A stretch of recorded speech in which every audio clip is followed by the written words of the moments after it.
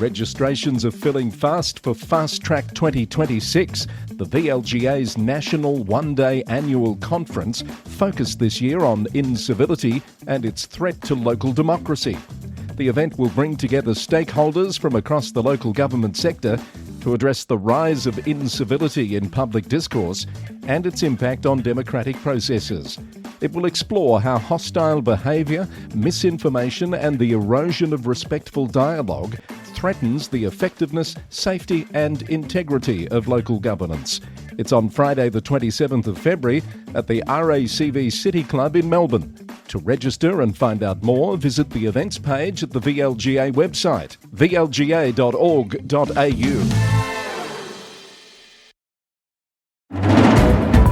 Today on the Roundup, the dawn of a new era for Hobsons Bay as a new leadership team takes the reins.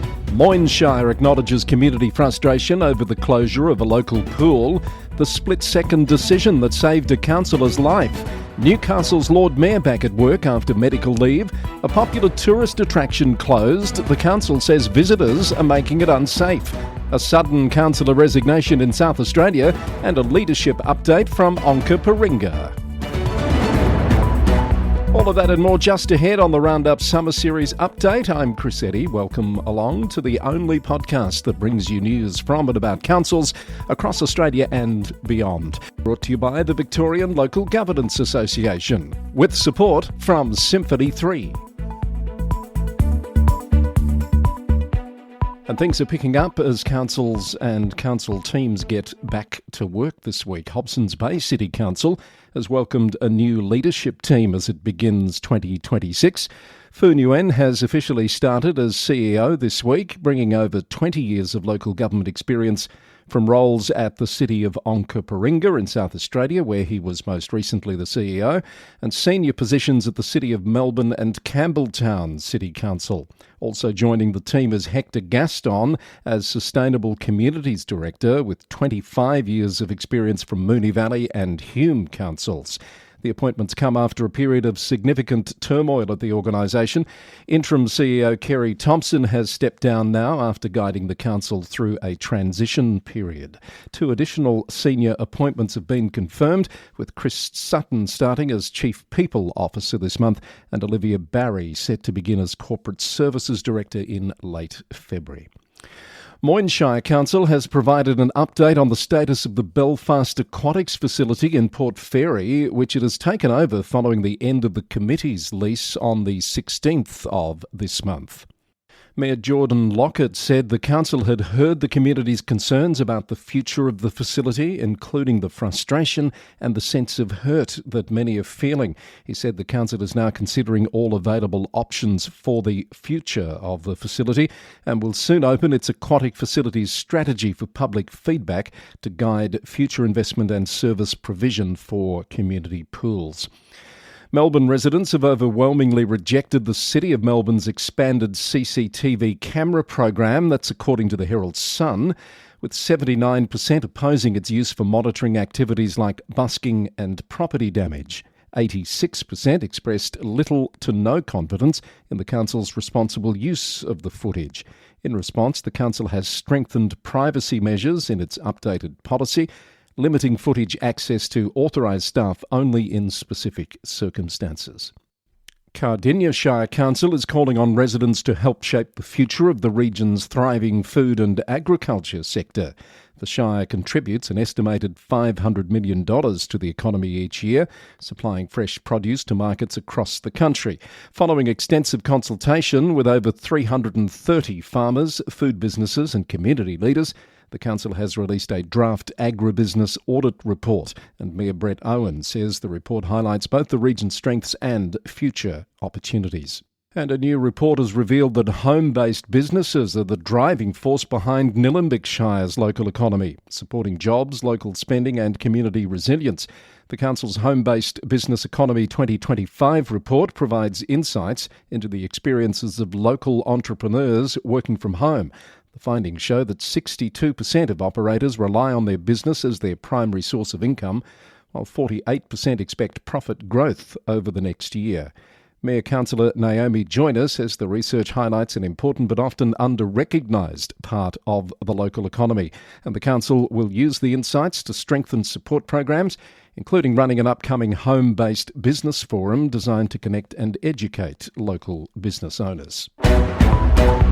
Also happening this week, Mount Alexander Shire Council is delaying the next rates bill by 1 month, extending the due date to 31st of March to support residents affected by the January bushfires. A $200,000 court-ordered penalty against SBI Landfill Proprietary Limited will fund a major environmental restoration project in Cranbourne. 30,000 Indigenous plants will create habitat for the endangered southern brown bandicoot in a project managed by Casey City Council. And Yarra City Council is seeking to commission a two-dimensional public artwork for the Yambler Pavilion redevelopment project in Clifton Hill. The artwork will be an integrated component of a new modular pavilion designed to improve access and increase inclusivity and sports participation for all ages, genders and abilities. I've been telling you for a while that places are filling fast for Fast Track 2026, the VLGA's National Forum on Incivility, a threat to local democracy, coming up on the 27th of February. That's become very, very true, with just a handful of places left, I'm told. You'll be able to join with representatives from across Victoria and even beyond from around the country this year. They're coming to talk about this very important and timely topic, exploring hostile behaviour, misinformation, the erosion of respectful dialogue that is threatening the effectiveness, safety and integrity of local governance. 3 outstanding panel sessions and lots of opportunities to dig into the topic coming up on the 27th of February. If you want to know more, head to the VLGA website. It's all there on the events page. That's vlga.org.au, and we'll be looking forward to seeing you at the RACV City Club in Melbourne on the 27th of February. An extraordinary story out of New South Wales this week, where a Shell Harbour councillor is recovering in intensive care after a split-second decision by the city's mayor that may have saved her life. ABC News reported that Kelly Marsh, the council's deputy mayor, suffered 2 ruptured brain aneurysms at her home last Friday morning. The emergency unfolded during a phone call with Mayor Chris Homer, who was on holidays on the south coast and was about to head into the surf and almost didn't answer the call. Luckily, he did. About 5 minutes into their conversation, Councillor Marsh became unresponsive. The mayor immediately called her 23-year-old son Nathan, who found his mother collapsed on the bathroom floor. From her hospital bed, Councillor Marsh says she remembers little of the incident, though she recalls her vision becoming strange, different from her usual migraines. Mayor Homer says the outcome came down to about 10 seconds, choosing to answer the phone instead of going for a surf. And Councillor Marsh says she feels blessed and lucky to still be here. Newcastle Lord Mayor Ross Kerridge has returned to his duties after undergoing treatment for B-cell lymphoma. The Newcastle Weekly reported that Lord Mayor Kerridge's workload will be managed to avoid fatigue. He's been on leave since last October. Blue Mountain City Council has announced the temporary closure of Lincoln's Rock, one of the region's most popular lookouts, effective Thursday this week. The iconic clifftop site at Wentworth Falls will be closed for at least 3 months due to escalating safety and environmental concerns. Mayor Mark Greenhill says the closure comes after too many visitors have ignored safety warnings at the unfenced cliff edge, putting themselves at serious risk. The surge in visitors has been largely driven by social media exposure in recent years. Willoughby City Council has issued an interim heritage order to temporarily protect a $5.16 million Chatswood home from demolition, while heritage assessments are conducted, following the approval of a demolition certificate in January. The council's preliminary assessment found the property likely meets multiple heritage criteria, including historical significance, aesthetic value and rarity. The protection will last up to 12 months unless a local heritage listing is pursued. And Shoalhaven Mayor Patricia White has commended the New South Wales Government for closing over 50 illicit tobacco stores, including some in Shoalhaven, and seizing illegal products since new laws were introduced in November. In a statement, she's applauded the government's efforts while advocating for planning law reforms to give councils more authority to regulate the outlets. And Mayor White has also alerted residents to recent opportunistic thefts from unlocked properties and vehicles in coastal areas. She's urged vigilance and security measures during the holiday season and the reporting of suspicious activity to Crime Stoppers. Also happening now, Camden Council is reminding residents about responsible e-bike and e-scooter use on shared paths, emphasising key safety rules through its See Something, Say Something campaign. Mayor Therese Fideli said the campaign now includes reporting of irresponsible e-bike and e-scooter behaviour. The City of Parramatta is consulting the community on 61 proposed curbside EV charging locations funded through the government's Curbside Charging Grant program. The Telegraph pole-mounted 22-kilowatt AC chargers will provide convenient charging options for residents and visitors without off-street parking. And Lismore Council will host a community safety forum next month to address safety concerns in the CBD and Goonellabah. It follows a council resolution last year. More details on that from the Lismore app. This is the Roundup, episode number 541, recorded on Wednesday the 21st of January.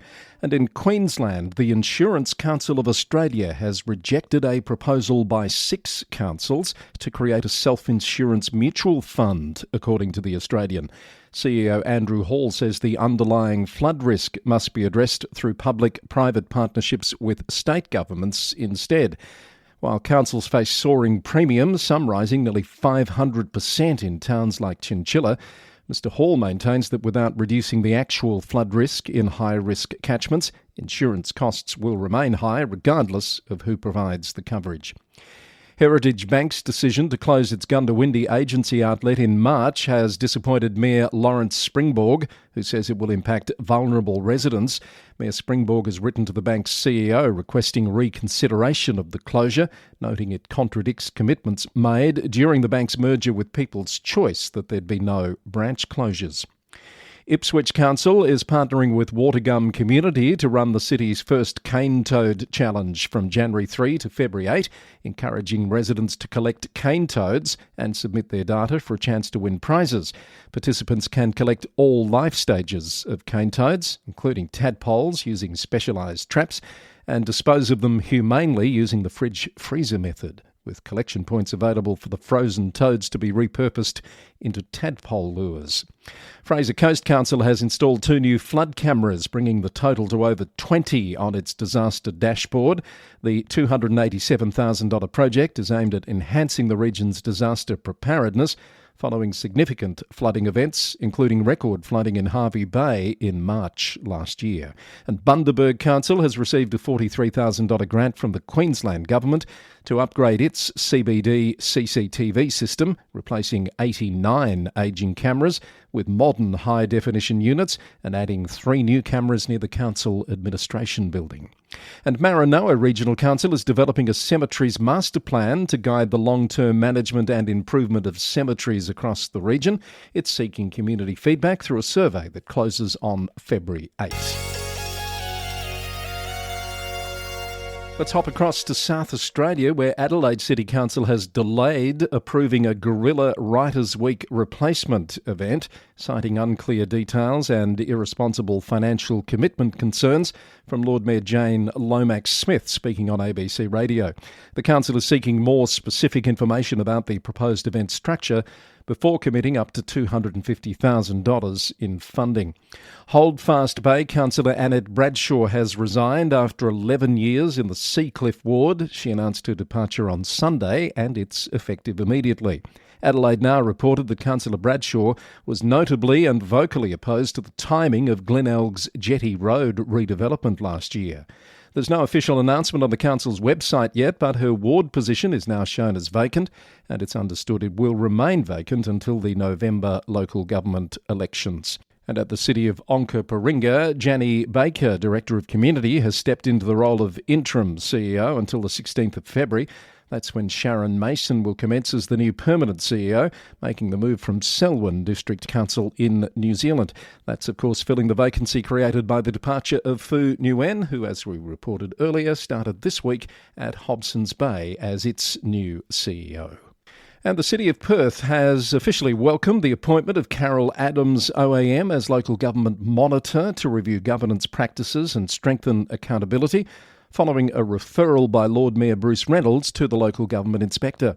Deputy Lord Mayor David Goncalves said the city is committed to transparency and working with the Monitor to ensure it operates at the standard expected of Western Australia's capital city.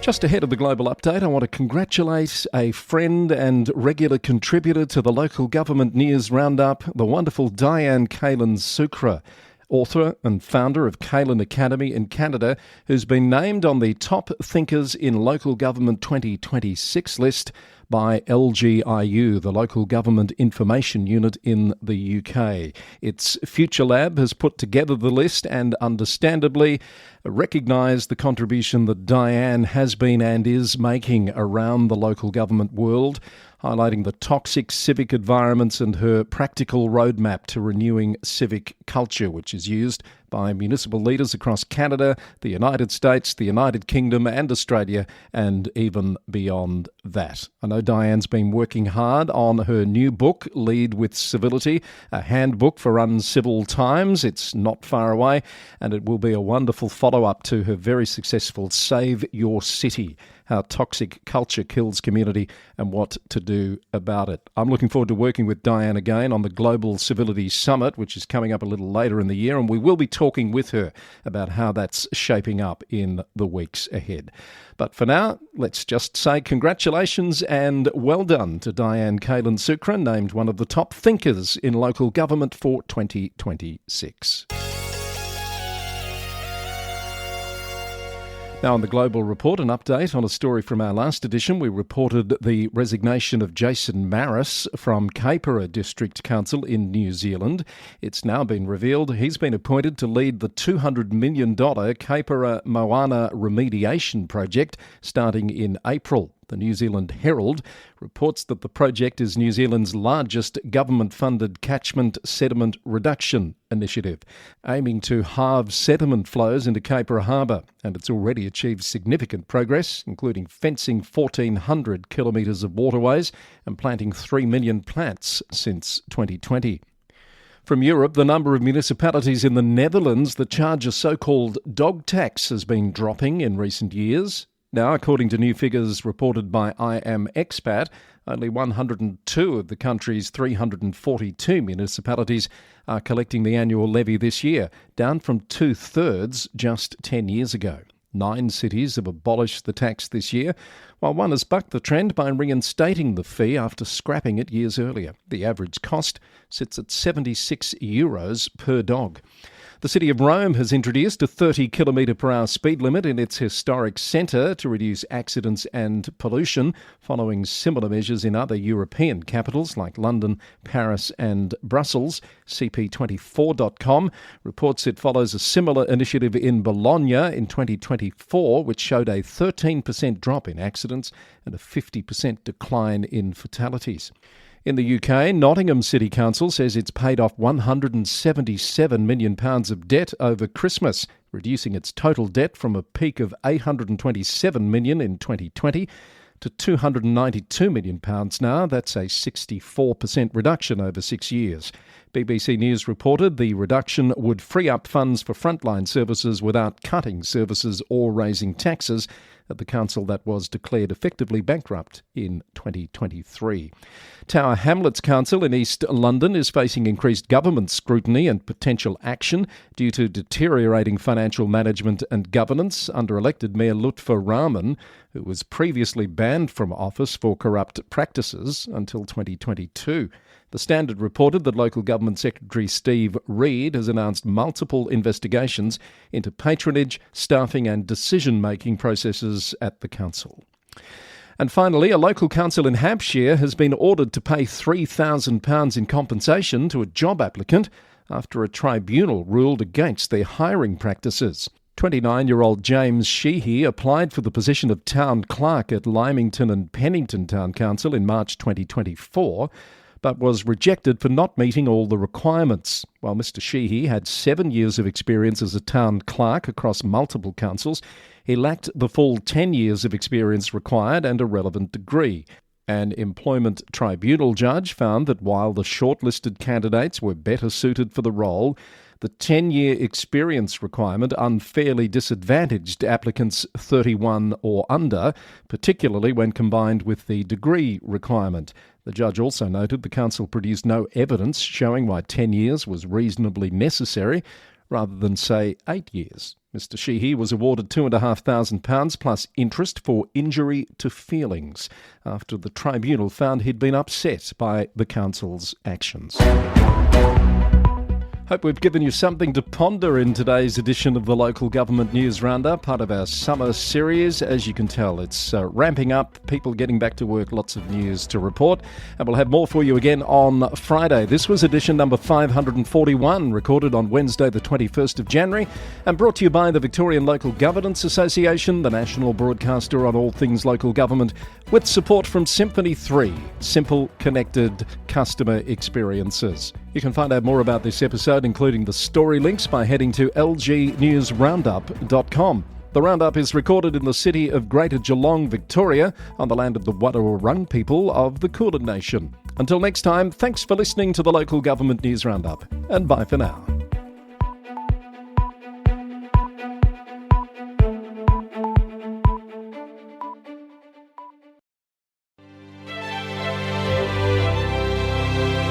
Support for the Roundup comes from Symphony 3. Councils around the country are working hard to keep their communities safe and prepared before, during and after emergencies such as bushfires and floods.